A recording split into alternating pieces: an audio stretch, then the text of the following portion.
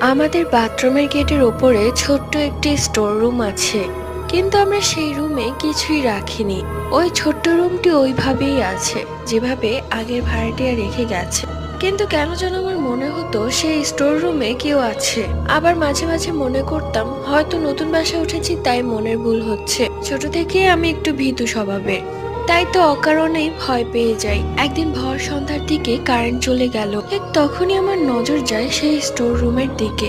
দেখলাম আস্তে আস্তে স্টোর রুমটা খুলে গেল এবং সেখান থেকে হামাগুড়ি দিয়ে দিয়ে একটা ছোট্ট বাচ্চা বেরিয়ে এলো। বাচ্চাটির কোনো চোখ ছিল না, চোখে জ্বলছিল জ্বলন্ত আগুন। ঠিক তখনই কারেন্ট চলে এলো আর বাচ্চাটি আবার স্টোর রুমে ঢুকে গেটটা লাগিয়ে দিল। আমি এক চিৎকার দিয়ে অজ্ঞান হয়ে পড়ে যাই। স্বামী ফিরলে তাকে সবকিছু জানালাম। সে স্টোর রুমে উঠে দেখলো একটা পলিথিনে ছোট্ট বাচ্চার হাড় রাখা।